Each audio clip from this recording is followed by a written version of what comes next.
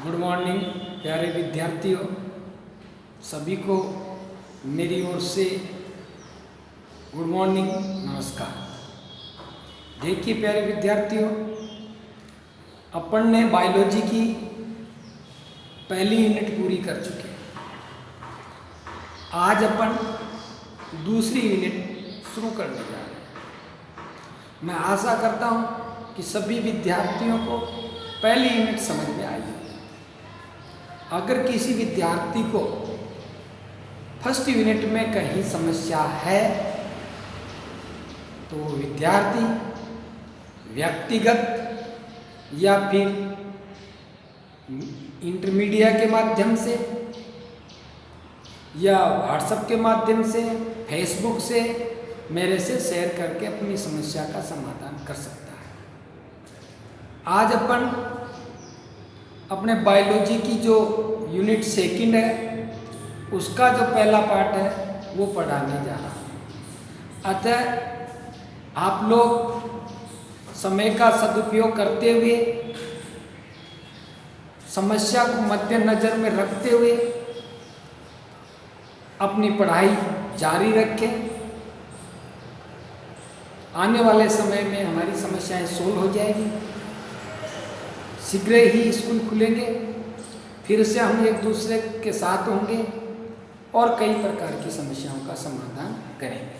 लेकिन फिलहाल जो परिस्थितियां हमारे सामने हैं उन परिस्थितियों को मद्देनजर में रखते हुए हम ऑनलाइन, यूट्यूब, विभिन्न प्रकार के तौर तरीकों से आप तक अध्ययन पहुंचा रहे हैं। इसलिए आप लोग समय का उपयोग करते हुए घर बैठ कर के अध्ययन करते रहें और समस्याओं को सुलझाते रहें ताकि हमारी समस्याएं सोल्व होती रहे। आने वाले समय में हम उन समस्याओं को फिर बैठ कर के एक बार सोल्व करेंगे। फिर मैं आप सब लोगों को पुनः बधाई देता हूं कि आप लोग लगातार मुझसे जुड़े हुए हैं और लगातार आप पढ़ भी रहे हैं, देख भी रहे हैं, ऐसा मुझे प्रतीत हो रहा है। इसीलिए मैं आपसे एक बार फिर कहता हूँ कि आप वीडियो को ज़्यादा से ज़्यादा शेयर करें, ज़्यादा से ज़्यादा सब्सक्राइब करें। आज अपन यूनिट सेकंड बायो की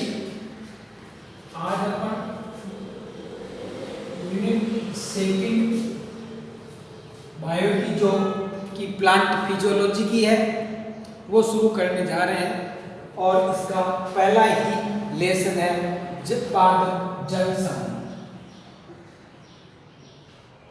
पादप जल समूह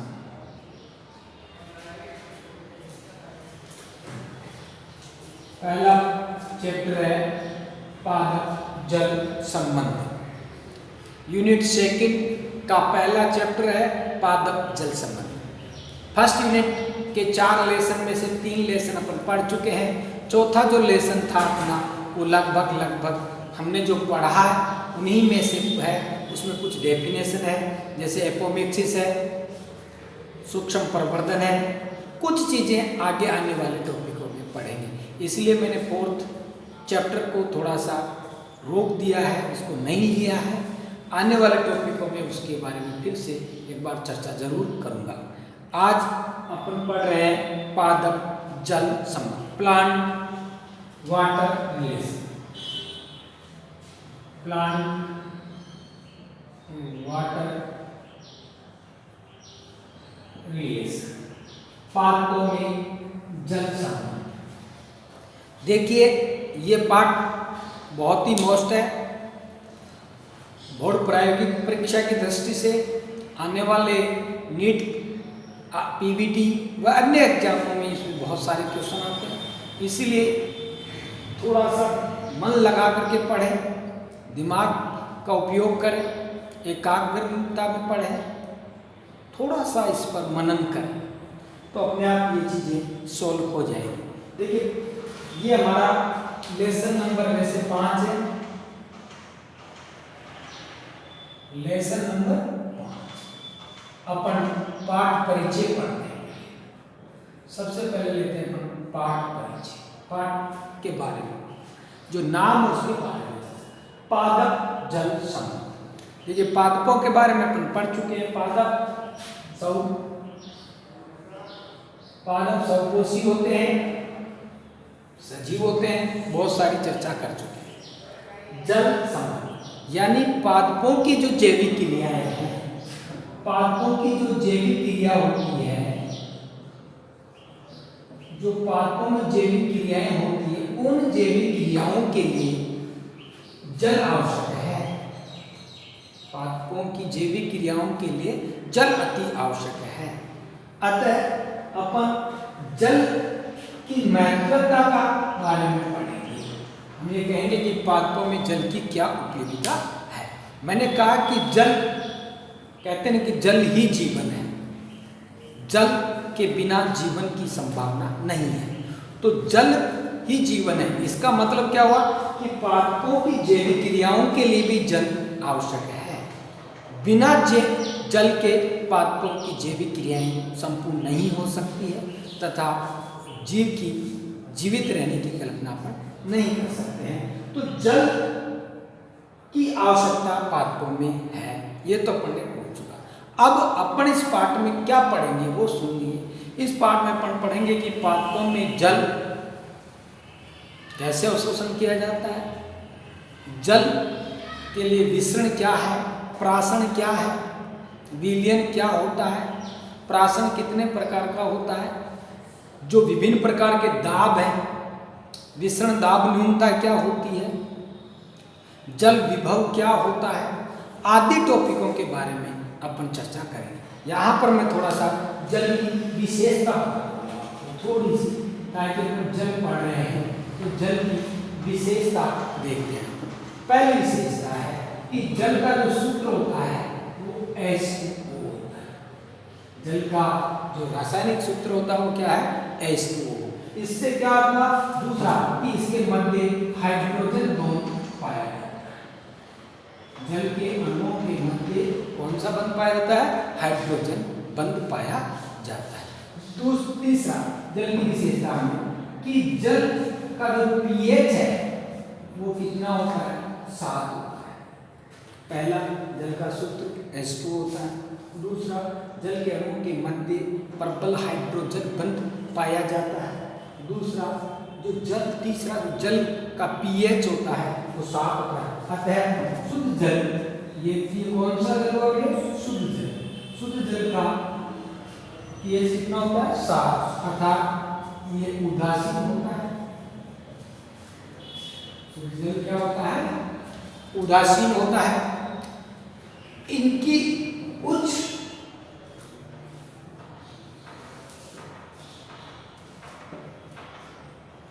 अब देखिए, पहला जल का सूत्र बताया, दूसरा जल के मध्य हाइड्रोजन बंध पाया जाता है, तीसरा हमने कहा कि शुद्ध जल का pH 7 होता है, अर्थात शुद्ध जल क्या होता है, उदासीन होता है। नेक्स्ट है उच्च विशिष्ट ऊष्मा होती है, इनकी उच्च विशिष्ट ऊष्मा होती है। जल की क्या होती है, उच्च विशिष्ट ऊष्मा होती है। दूसरा 4 सेंटीग्रेड तापमान पर उच्चतम घनत्व होता है। 4 सेंटीग्रेड तापमान पर इनका घनत्व क्या होता है, उच्चतम होता है। और कितने तापमान पर, 4 सेंटीग्रेड तापमान पर इनका घनत्व उच्चतम होता है। और ये ध्रुवीय प्रकृति का होता है।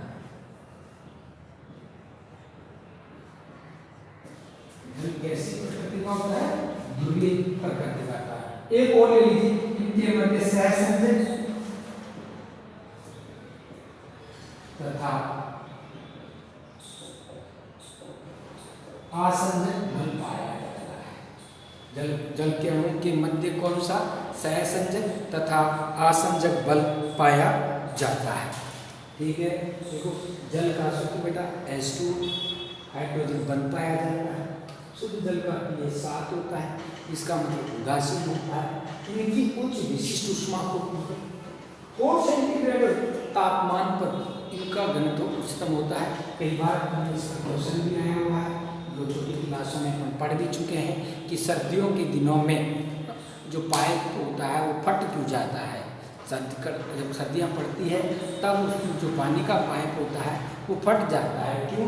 क्योंकि उच्चतम घनत्व के कारण 4 सेंटीग्रेड तापमान पर इनका घनत्व उच्च हो जाता है, जिसके कारण प्रसारित हो जाता है और फैल जाता है। कैसा होता है?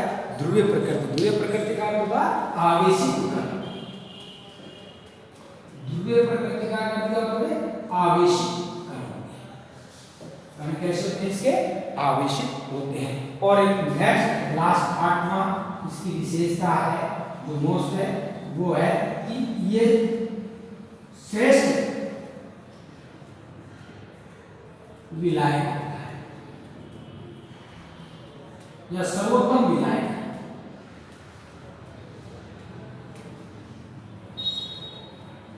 जल एक सर्वोत्तम विलायक है। विलायक का मतलब जल में जो भी चीज डालेंगे लगभग घुल जाती है, इसीलिए जल सर्वश्रेष्ठ विलायक है। इस प्रकार हमारा लेसन नंबर 5 स्टार्ट हो गया बेटा, जो है पादपों में जल संबंध। पादपों में जल संबंध का मतलब हमने कहा कि पादपों की जैविक क्रियाओं के लिए जल आवश्यक है। बिना जल के पादपों की जैविक क्रियाएं संपूर्ण नहीं हो सकती है। पादप के जीवन की कल्पना करना असंभव है। इसलिए जल की क्या विशेषता है, ये जो मैं पढ़ा है वो जल की विशेषताएं बताई मैंने कि जल की क्या क्या विशेषताएं होती हैं। हमने कहा कि जल का सूत्र H2O होता है। जल के अणु के मध्य प्रबल हाइड्रोजन बंध पाया जाता है। इसका pH 7 होता है। इनकी उच्च विशिष्ट ऊष्मा होती है। 4 सेंटीग्रेड पर उच्चतम घनत्व होता है। यहाँ से मैंने कहा क्वेश्चन बना हुआ है, कंपटीशन में भी आता है कि कौन से तापमान पर पानी की पाइपें की लाइन होती है वो फट जाती है, टूट जाती है। 4 सेंटीग्रेड पर उच्चतम घनत्व। प्रकृति कैसी होती है? ध्रुवीय प्रकृति होती है। ध्रुवीय प्रकृति का मतलब होता है बेटे आवेशित कण सहसंजक व असंजक बल पाए जाते हैं। दोनों बलों की चर्चा इस पाठ में आगे करूँगा मैं। श्रेष्ठ विलायक होता है, सभी चीजें गुजर। अगर और देखें इसमें है तो अभी एक आधा पॉइंट हमें और प्राप्त हो सकता है कि यह नेक्स्ट अगर देखें तो यह कौन सी ठोस, गैस तथा द्रव तीनों अवस्थाओं में पाया जाता है। जल की प्रकृति ठोस भी हो सकती है, जल गैसीय भी हो सकता है और जल द्रव अवस्था भी होता है, लेकिन तीनों का सूत्र एक ही होता है H2O। कई बार छोटे क्वेश्चन में जैसे कांस्टेबल की भर्ती हुई, क्लर्क की भर्ती होती है या जो थोड़ी ऐसी परीक्षाएं होती है उनमें कई बार क्वेश्चन आ जाता है कि बर्फ का रासायनिक सूत्र बताइए। किसका सूत्र बताइए बड़े? कई बार छोटे जैसे कांस्टेबल की भर्ती है, अभी नवंबर में होगी, आज डेट की लिए हो चुकी है, तो ऐसे क्वेश्चन आया हुआ है कि बर्फ का रासायनिक सूत्र क्या होता है। तो बर्फ है क्या होगा? बर्फ एक पानी है, पानी का एक रूप है, तो बर्फ का रासायनिक सूत्र क्या होगा? H2O होगा। लेकिन यहाँ पर एक चीज याद रखना बेटे, यहाँ पर जब पानी जा रही है भारी पानी, अगर प्रश्न आ जाए भारी पानी का सूत्र क्या होता है तो उसका D2O होता है। ये याद रखना। भारत बर्फ या फिर गैस या द्रव अवस्था में पानी का सूत्र तो क्या होगा? H2O होगा। लेकिन जब भारी पानी आ जाए, भारी पानी का क्या सूत्र होता है? तो भारी पानी का क्या सूत्र होता है? D2O होता है। ये आपको याद रखना है, ठीक है। तो अभी हमारा पाठ स्टार्ट हो गया। अपने जल की विशेषता पढ़ी। ये जल की 2 विशेषताएं जो मैंने आपको बताई, इनमें से आपको 4 सेंटीग्रेड घनत्व वाला और श्रेष्ठ विलायक होता है, इसके बारे में काफ़ी बार चर्चा होगी। विलायक के बारे में तो काफ़ी बार पढ़ेंगे कि विलय और विलायक मिल करके विलयन बनाते हैं। जैसे विलयन में भी आएगा कि विलयन सॉल्वेंट क्या होता है? विलय और विलायक दोनों मिल करके क्या बनाते हैं? विलयन। तो विलायक कह दो या क्या कह दो? जल कह दो, एक ही बात है। विलायक या जल एक ही बात है, ठीक है। तो अब नेक्स्ट पॉइंट अपन शुरू कर रहे हैं डायरेक्ट में। ये तो थी जल की विशेषता, जो हमारी बेसिक बातें थी। अब जो पाठ का पहला पॉइंट है वो है हमारा विषय। पाठ का पहला पॉइंट है विषय। हमने केमिस्ट्री में भी विसरण के बारे में पढ़ा है। 11th में भी हमने विसरण के बारे में चर्चा की है। विसरण क्या होता है, सुनिए बेटे, विसरण का क्या अर्थ होता है? विसरण का अर्थ होता है कि अणुओं का, किसका? अणुओं का, यहां पर देखिए, अणुओं का अपनी उच्च सांद्रता से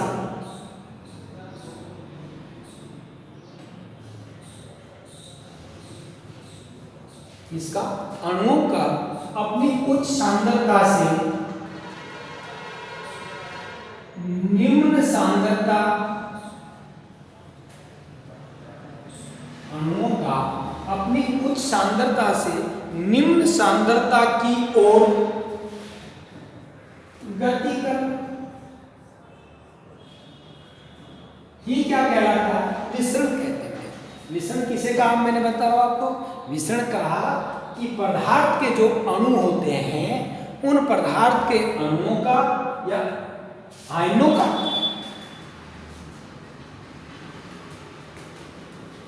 पदार्थ के अणुओं का या आयनों का अपनी उच्च सांद्रता से निम्न सांद्रता की ओर क्या करते हैं?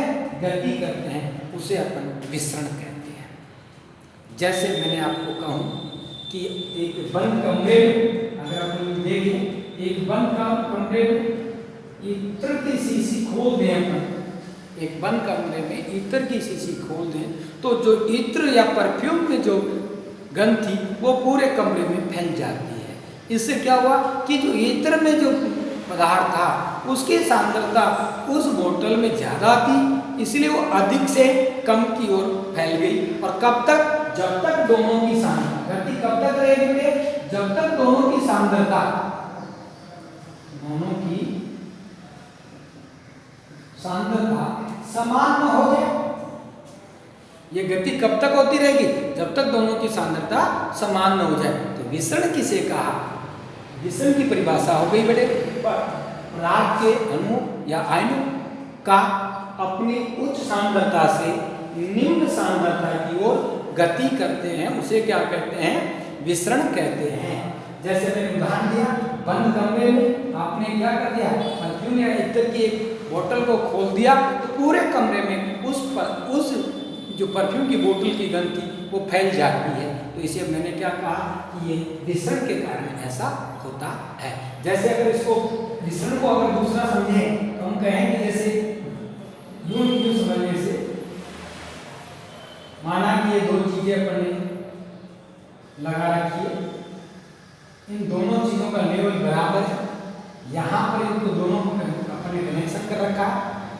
अब एक में पानी यहाँ तक भरा हुआ है, एक में पानी यहाँ तक भरा हुआ है।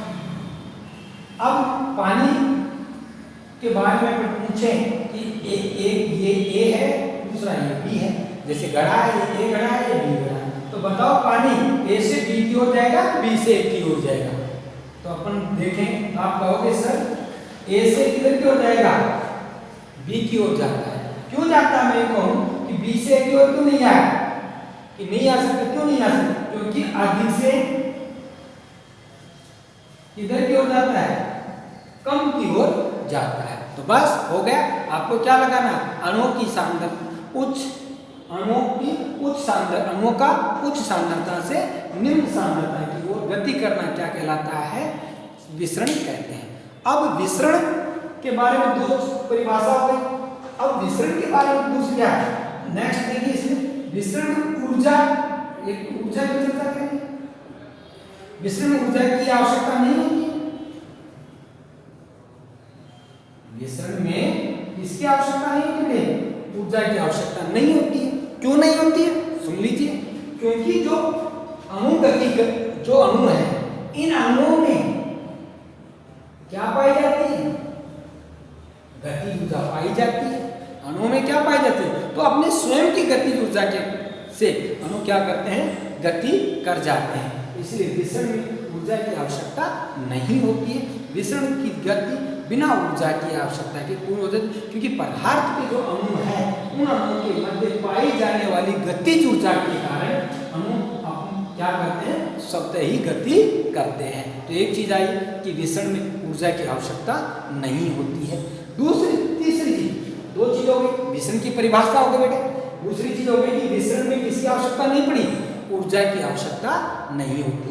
तो तीसरी चीज क्या क्या है, तीसरी चीज है कि जो विसरण होता है उस विसरण की जो दर होती है, विसरण की जो दर होती है वह अणुओं की सांद्रता पर निर्भर करती है। यहां पर ये देखिए,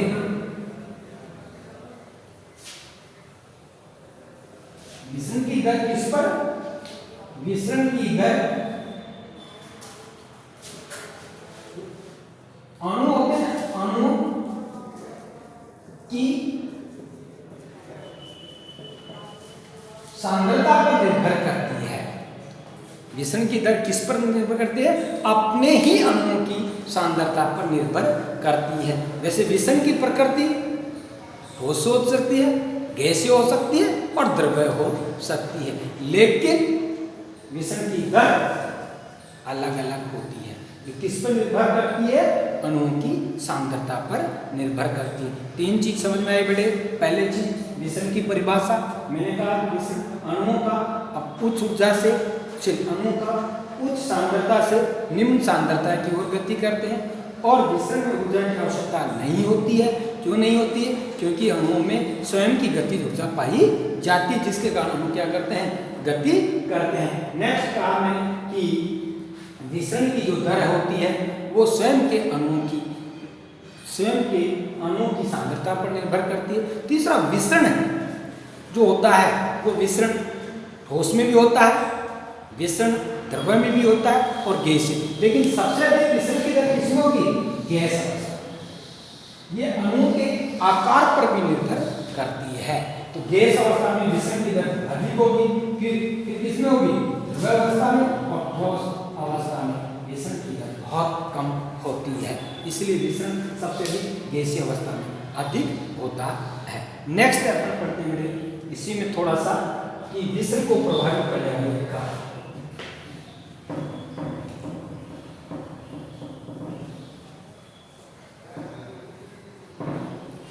नेक्स्ट पॉइंट आता है विसरण को प्रभावित करने वाले कारक।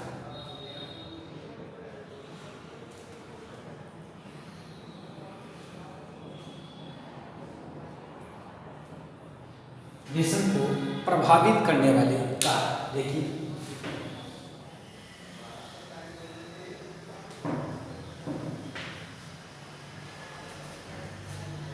पहला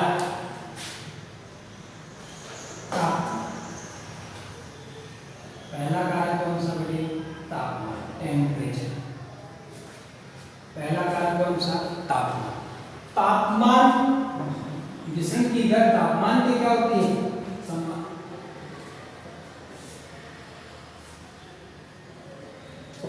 विसरण की दर तापमान के समानुपाती होती है।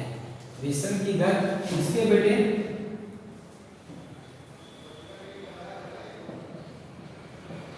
तापमान के समानुपाती होती है। मतलब जैसे जैसे तापमान बढ़ाएंगे, मतलब क्या होगा, जैसे जैसे टेम्परेचर बढ़ाएंगे वैसे वैसे विसरण की दर भी बढ़ती जाती है। ठीक है, जैसे अपने किसी चीज में विसरण की दर देख रहे हैं, अगर उसमें धीरे धीरे क्या करेंगे अपन, टेम्परेचर बढ़ाएंगे, तापमान बढ़ाएंगे तो विसरण की दर भी बढ़ती है। तो विसरण की दर किसके, तापमान के क्या होती है, समानुपाती। दाब प्रवणता की, तो नेक्स्ट दाब प्रवणता की भी समानुपाती होती है। जैसे जैसे दाब बढ़ाएंगे विसरण की दर बढ़ती है, टेम्परेचर बढ़ाने पर भी विसरण की दर बढ़ती है, दाब बढ़ाने पर भी विसरण की दर बढ़ती है। तीसरा,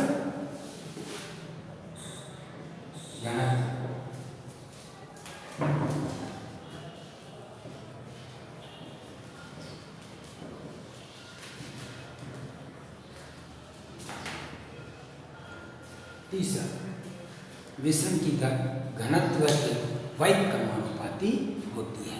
विसरण की दर घनत्व के वर्ग के वैध क्रमानुपाती होती है। विसरण की दर घनत्व के वर्ग के वैध क्रमानुपाती होती है। मतलब जैसे जैसे घनत्व बढ़ाओगे वैसे वैसे विसरण की दर घटती जाती है। इसीलिए तापमान और दाब प्रवणता पर विसरण की दर समानुपाती होती है। जब आप तापमान बढ़ाएंगे विसरण की दर भी बढ़ेगी, दाब बढ़ाएंगे विसरण की दर बढ़ेगी, किंतु घनत्व बढ़ाने पर विसरण की दर क्या हो जाती है? कम हो जाती है। विसरण की दर क्या हो जाती है बेटे? कम हो जाती है। यहाँ पर विसरण की दर क्या होती है? अधिक होती है। यहाँ भी विसरण की दर क्या होती है? अधिक होती है। किंतु क्या घनत्व बढ़ाएंगे तो विसरण की दर भी क्या होती है? घटती जाती है। तो इस प्रकार अपन ने पहला पढ़ा विसरण की परिभाषा में कहा कि अणु का उच्च सांद्रता से निम्न सांद्रता की ओर गति करना विसरण कहलाता है। विसरण में ऊर्जा की आवश्यकता नहीं होती। क्यों नहीं होती? क्योंकि अणु के मध्य स्वयं की गतिज ऊर्जा होती है। तीसरा हमने कहा कि विसरण की दर किन पर निर्भर करती है? तापमान पर निर्भर करती है। तापमान के समानुपाती होती है, दाब के समानुपाती, लेकिन घनत्व के वैध क्रमानुपाती होती है। अब आता है इसका उपयोग, विसरण का उपयोग। तो विसरण का उपयोग पहला तो O2 और CO2 गैसों के विनिमय में, मुख्य तो O2 और CO2 गैसों के आदान और प्रदान, पहला जो मोस्ट इसका उपयोग किया जाता है वो गैसों के विसरण में। और दूसरा वायुमंडलीय जल वाष्प विसरण। दूसरा क्या होता है बेटे? वायुमंडलीय जल वाष्प विसरण। लेकिन मुख्य रूप से हमारा जो पढ़ने का उद्देश्य है उसमें एक ही हमें है कि विसरण गैसों के विनिमय में। जैसे अपन O2 ले रहे हैं, CO2 छोड़ रहे हैं, पौधे O2 ले रहे हैं, CO2 छोड़ रहे हैं। ये किसके कारण?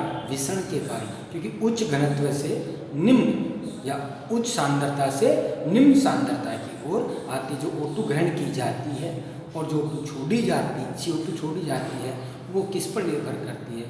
विसरण पर निर्भर करती है। तो इसी में अपने आज का टॉपिक एक पूरा होता हमारा। कौन सा? विसरण। विसरण किसे कहते हैं? पहली चीज। दूसरा विसरण को प्रभावित करने वाले कारक। तीसरी चीज विसरण का उपयोग। ठीक है। अब दो चीजें आपको कंपटीशन की दृष्टि से याद रखना है। तो मैं अभी एक्सप्लेन करता हूँ। वो मैंने आपको नोट्सों में भी सेंड नहीं किया है, लेकिन आप इसे देखें थोड़ा सा। दो चीजें आपको थोड़ा सा और समझना है। पहली चीज एक होता है सुसाध्य विसरण।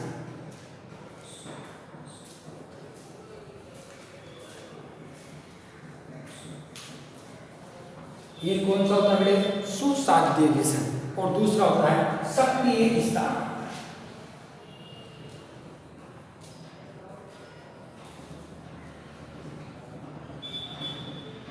ये आपके एनसीईआरटी की बुक में दोनों पॉइंट हैं, इसीलिए अपन कंपटीशन की दृष्टि से इनके बारे में भी थोड़ी सी चर्चा करते हैं। पहला है सुसाध्य विसरण, दूसरा है सक्रिय स्थानांतरण।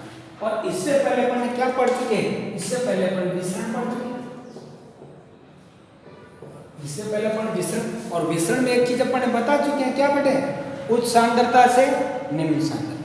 अणुओं का किधर की गति करते हैं? उच्च से निम्न की। यहाँ पर देखिए क्या समझ है? विसरण, सुसाध्य विसरण को समझिए बेटा, 1 मिनट में आ जाएगा। ये ज्यादा टिपिकली नहीं है, थोड़ा सा इसका कंसेप्ट क्लियर कर रहा हूं मैं आपके सामने। सुसाध्य विसरण, तो सुसाध्य के बाद में क्या है? विसरण। तो परिभाषा तो वही हो गई, परिभाषा तो वही हो गई। कौन सी? अणुओं का कहां से? उच्च से निम्न। अणुओं का उच्च से निम्न की ओर ये गति कर रहे हैं। तो फिर विसरण और सुसाध्य में अंतर ही नहीं हो। लेकिन क्या है? सुसाध्य। सुसाध्य का मतलब होता है कि किसी की सहायता से, किसी की सहायता से। अब अणु उच्च सांद्रता से निम्न सांद्रता सांद्रता की ओर तो जा रहे हैं, अणु उच्च सांद्रता से निम्न सांद्रता की ओर तो जा रहे हैं, लेकिन इसे किसी की सहायता से जा रहे हैं। ऊर्जा की तो आवश्यकता यहाँ भी नहीं होगी, ऊर्जा की आवश्यकता इसमें नहीं होगी, लेकिन अणु स्वयं नहीं जा रहा, अणु स्वयं नहीं जा रहा, अणु किसकी सहायता से जा रहा है। जैसे मान लीजिए, जैसे इसको समझे कि मंदिर के गेट पे अपन खड़े हैं और एक व्यक्ति का हाथ पकड़ करके मैंने उसको अंदर ले लिया, वो व्यक्ति चल के तो खुद आया, लेकिन वो व्यक्ति मेरे सहयोग से अंदर प्रवेश कर गया। किसके सहयोग से? मेरे सहयोग से। तो उसी प्रकार जो पदार्थ के जो अणु होते हैं वो अणु सांद्रता से निम्न सांद्रता की ओर तो जा रहे हैं, लेकिन कैसे? किसी की सहायता से। और वो सहायता किसकी होती है? वाहक प्रोटीन। इसकी सहायता से, वाहक प्रोटीन की सहायता से। तो क्या हुआ कि वाहक प्रोटीन की सहायता से, वाहक प्रोटीन की सहायता से अणु उच्च सांद्रता से निम्न सांद्रता की ओर जब गति करते हैं तो उसे सुसाध्य विसरण कहते हैं। जैसे, और वाहक प्रोटीन का सबसे अच्छा उदाहरण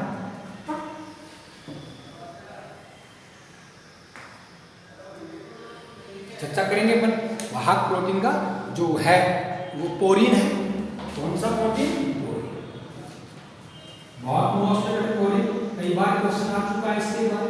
अब पोरीन जरूरी याद रखिए। वाहक प्रोटीन कौन सा? पोरीन। पोरीन क्या है? एक वाहक प्रोटीन है। वो पोरीन क्या है? एक वाहक प्रोटीन है। ठीक है, तो मैंने सुसाध्य विसरण की चर्चा की। सुसाध्य विसरण क्या होते हैं कि जो पदार्थ के अणु होते हैं वो सांद्रता से निम्न सांद्रता की ओर तो जा रहे हैं, लेकिन किसी वाहक के साथ जब जाते हैं तो उसे सुसाध्य विसरण। अगर इसमें और डिटेल में चले तो ये यूनिपोर्ट, एंटीपोर्ट, एक होता है यूनिपोर्ट, एक होता है एंटीपोर्ट। तीन प्रकार के हो गए बेटे, यूनिपोर्ट, एंटीपोर्ट और सिम्पोर्ट। जब अणु जैसे एक इधर एंटीपोर्ट, एक ही दिशा में यूनिपोर्ट, सिर्फ दोनों समय। इनकी चर्चा बाद में करेंगे क्योंकि ये हमारे कोर्स में नहीं है। फिलहाल हमारे कोर्सों के विषय तक, तो वहाँ तक मैंने आपको इसकी चर्चा की। नेक्स्ट है सक्रिय स्थानांतरण। देखिए, सक्रिय स्थानांतरण का मतलब होता है कि विपरीत की ओर गति करना। अणु क्या कर रहे हैं? उच्च से निम्न की ओर जा रहे हैं, तो ऊर्जा की आवश्यकता नहीं। लेकिन यहां पर क्या हो रहा है कि अणुओं का निम्न से उच्च की ओर जाना, अणुओं का निम्न से उच्च की ओर जाना मतलब किसी चीज को जबरदस्ती पकड़ करके खींच करके लाना। क्या करना? जबरदस्ती विपरीत की ओर क्या करवाना? जब विपरीत पदार्थ के अणु का विपरीत गति करना, पदार्थ के अणु का क्या करना? विपरीत की ओर गति करना, मतलब उच्च से निम्न की ओर नहीं, निम्न से उच्च की ओर जाना क्या कहलाता है? सक्रिय स्थानांतरण। तो याद रखेंगे, सक्रिय स्थानांतरण में किसकी आवश्यकता होती है? ऊर्जा की आवश्यकता होती है। तो इसलिए कई बार क्वेश्चन आ सकता है कि निम्न में से किसमें ऊर्जा की आवश्यकता होती है? सुसाध्य विसरण में, सक्रिय स्थानांतरण में, उपरोक्त सभी। तो किसमें होती है बेटे? सक्रिय स्थानांतरण में ऊर्जा की आवश्यकता होती है, क्योंकि यहाँ पर ऊर्जा की आवश्यकता इसलिए हो रही है क्योंकि यहाँ पर अणु उससे निम्न की ओर नहीं जा रहे हैं, यहाँ पर अणु किधर की ओर जा रहे हैं? निम्न से उच्च की ओर जा रहे हैं, तो विपरीत दिशा में जा रहे हैं। तो विपरीत कार्य करने के लिए हमें उससे अधिक बल लगाना पड़ता है, अधिक कार्य करना पड़ता है, तो ऊर्जा ज़्यादा होती है। तो इस प्रकार ये अपन पहला पॉइंट हमारा क्लियर होता है विसरण। देखिए, विसरण की परिभाषा पढ़ी बेटे, विसरण को प्रभावित करने वाले कारक पढ़े, विसरण का उपयोग पढ़ा, गैसों के विनिमय।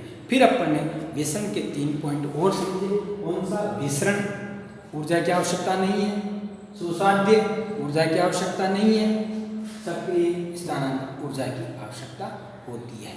दूसरा, अब ये जीवित पदार्थों में भी नहीं, ये तो सभी में ऐसा हो सकता है, ये जीवित पदार्थ में होता है, ये भी जीवित पदार्थों में होता है। इस प्रकार आज हमारा पहला पॉइंट कंप्लीट होता है विसरण। कल अपन चर्चा करेंगे किस पे? प्राशन पे, विलयन पे, प्राशन के प्रकार, बाह्य प्राशन और अंतः प्राशन। धन्यवाद।